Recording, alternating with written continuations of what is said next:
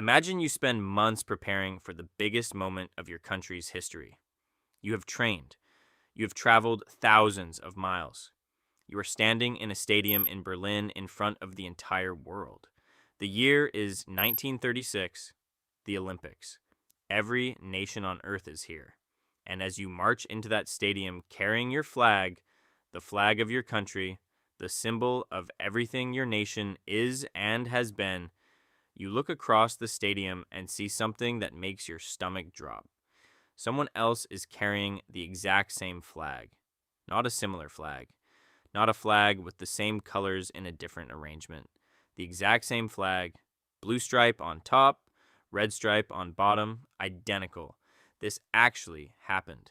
At the 1936 Berlin Olympics, the delegations of Haiti and Liechtenstein marched into the stadium and discovered, in front of the entire world, that they had been flying the same flag for over 100 years, without either of them knowing. Two countries that could not be more different. Haiti, a Caribbean nation born from the only successful slave revolution in human history, the first black republic ever created, a country that had defeated Napoleon's army and terrified every slave-owning power in the Western world. Liechtenstein, a tiny European principality of 37,000 people, nestled between Switzerland and Austria, one of the wealthiest countries per capita on earth, ruled by a prince whose family owns more land in Austria than the entire country of Liechtenstein itself. A Caribbean republic born in blood and revolution. A European principality of mountain villages and enormous private wealth. No shared history, no shared language, no shared culture, no shared anything, except the flag. How did this happen? How do two countries on opposite sides of the world end up with identical flags for over a century without anyone noticing? And what did each of those flags actually mean to the people who flew them? That is what we are going to find out today, and the answer involves Napoleon Bonaparte, a slave revolution that changed the world, a prince's ceremonial uniform, Adolf Hitler's Olympics, and one of the most awkward moments in the entire history of international diplomacy. Let us start with Haiti, because Haiti's flag has one of the most extraordinary origin stories of any flag in the world. To understand the Haitian flag, you need to understand what Haiti was before it became Haiti.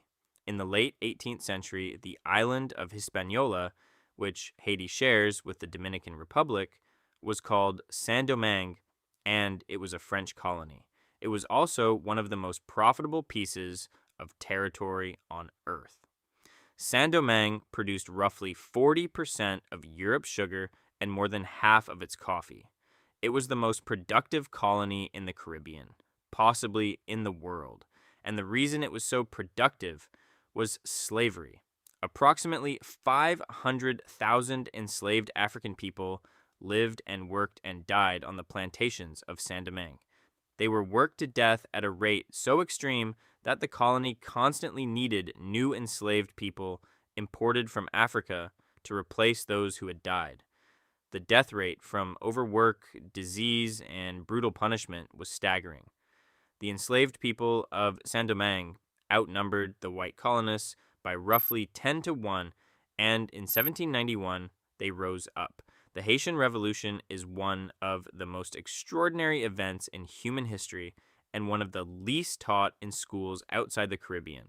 It lasted 13 years. It involved not just enslaved people fighting their enslavers, but a constantly shifting web of alliances and betrayals involving France, Britain, Spain, and the United States, all of whom had their own interests in what happened to this extraordinarily profitable island. The leader who emerged as the most significant figure of the revolution was Jean-Jacques Dessalines. He had been enslaved. He bore the scars of it on his body, and he was one of the most ferocious military commanders of his era. In May 1803, at a congress held in the town of Arcahé on the Haitian coast, Dessalines made a gesture that became one of the founding myths of the Haitian nation. He took a French tricolor, the blue, white, and red flag of France, the flag of the colonial power that had enslaved his people, and he tore it apart with his hands. He removed the white stripe. He threw it away, and he asked his goddaughter, Catherine Flawn, to sew the remaining blue and red stripes back together. The white was gone. The color of the colonizers, the color of the enslaving class, removed from the flag and discarded. What remained was blue and red, blue for the black Haitians, red for those of mixed African and European descent. United, together, against everything the white stripe had represented. That flag, blue over red, sewn together by Catherine Flawn from the torn remnants of the French tricolor, became the first flag of independent Haiti. On January 1st, 1804, Haiti declared independence. It was the first black republic in the history of the world, the only nation ever created through a successful slave revolution. The enslaved had defeated their enslavers, driven out the French army, and created their own country. Napoleon had sent his brother-in-law, Charles Leclerc, with an army of 40,000 soldiers to crush the revolution and restore slavery. Yellow fever killed more of them than the Haitian forces did. The survivors retreated. France gave up. The reaction from the rest of the world was not celebration. It was terror. The United States, which had its own enormous enslaved population, refused to recognize Haiti for decades. The idea of a successful slave revolution 90 miles from American shores was the nightmare that kept American slaveholders awake at night. France eventually recognized Haiti's independence in 1825, but only after Haiti agreed to pay France 150 million francs in reparations. 150 million francs to France for the loss of the enslaved people and the plantations. Haiti was forced to pay compensation to the country that had enslaved it for the crime of freeing itself. That debt, paid in installments over 122 years, not fully settled until 1947, is one of the reasons Haiti remained poor while other Caribbean nations developed. The country that had achieved the most extraordinary revolutionary victory in human history spent more than a century paying its former enslaver for the privilege of freedom. The blue and red flag flew over all of this, through independence and debt and poverty and revolution after revolution. The flag changed several times. Dessalines added black when he declared himself emperor. Then the blue and red returned. Then various arrangements of the coat of arms came and went, depending on which government was in power. But the blue over red, born from that torn French flag in Arcahé in 1803, always came back. By 1936, Haiti's civil flag, the one used at non-governmental events like the Olympics, was still the simple blue over red. No coat of arms. Just the two colors that Dessalines had salvaged from the ruins of French colonialism. Now, let us go to Liechtenstein. Because Liechtenstein's relationship with its flag colors could not be more different from Haiti's. Liechtenstein is one of the smallest countries in the world.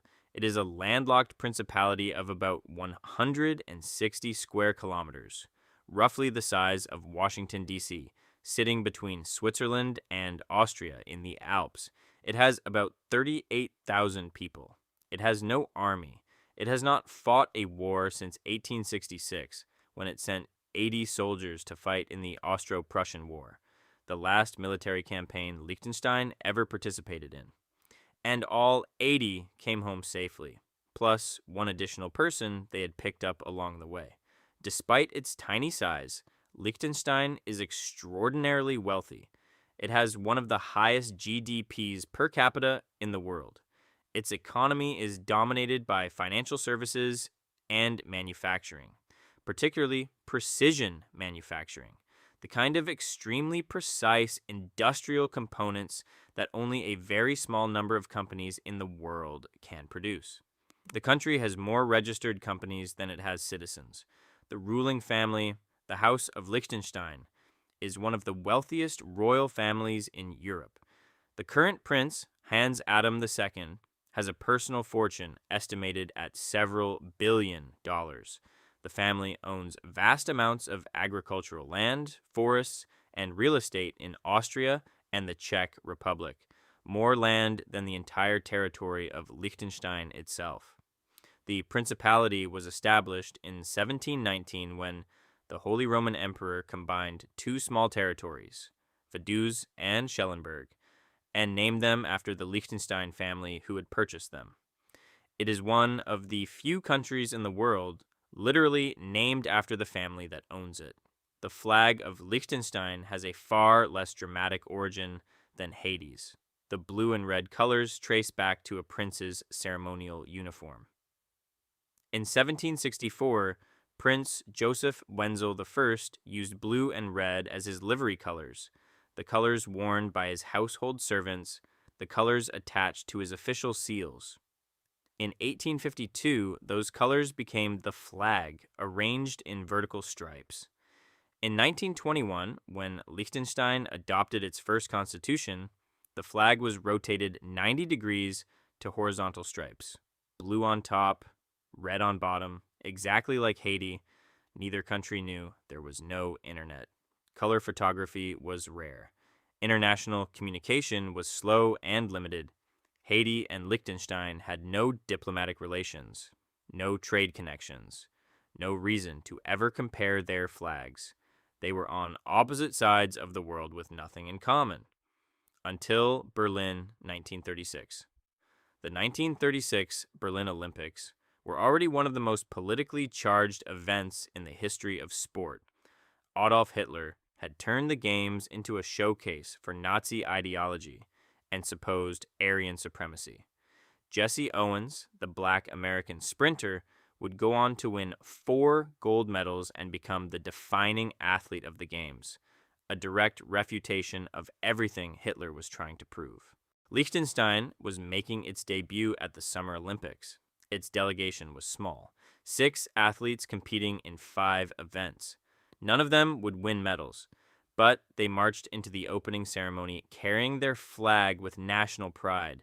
Haiti's delegation was even smaller, 1 athlete, a weightlifter named René Ambroise, who had already injured himself in training and would not be able to compete. Before the opening ceremony, someone noticed. The Liechtenstein and Haiti delegations were standing near each other in the staging area when someone looked from one flag to the other and saw that they were identical. Blue over red, the same proportions, the same colors, completely indistinguishable. The embarrassment was immediate and total. 2 nations about to march into a stadium in front of the entire world and carrying the same flag. A solution had to be found on the spot. Liechtenstein's delegation got approval from their government to carry the flag upside down, red over blue instead of blue over red, and to add a small gold crown in the corner.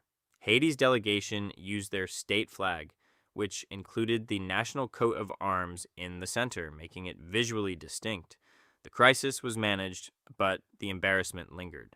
On June 24th, 1937, less than a year after the Olympics, Liechtenstein officially changed its flag. The blue over red remained, but a gold crown was permanently added to the upper left corner. The crown represented the unity of the people and their prince.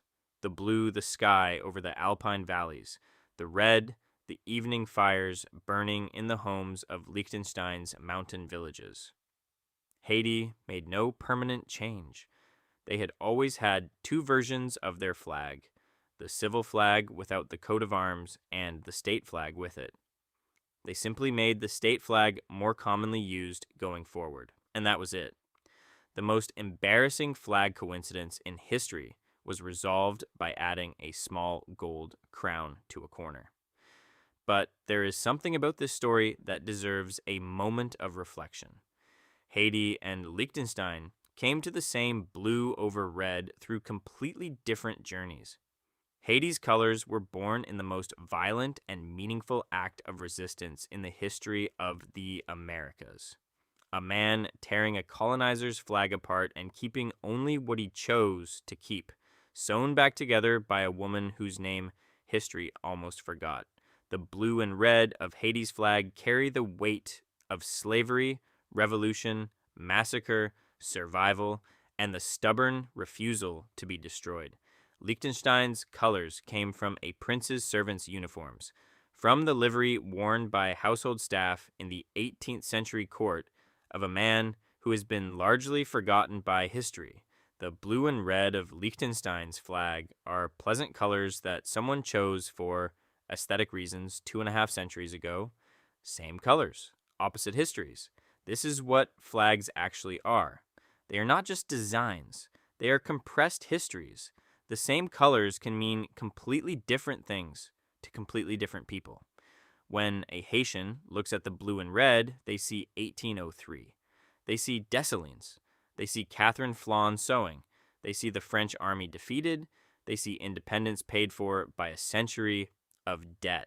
When someone from Liechtenstein looks at the blue and red, they see the sky over the Alps and the warm fires of home. Two countries, one flag, 130 years of parallel existence without awareness of each other, and one spectacularly awkward moment in Berlin that forced both of them to confront the coincidence. There is a footnote to this story that is almost too perfect. Switzerland has accidentally invaded Liechtenstein 4 times, not through aggression or malice, through navigation errors.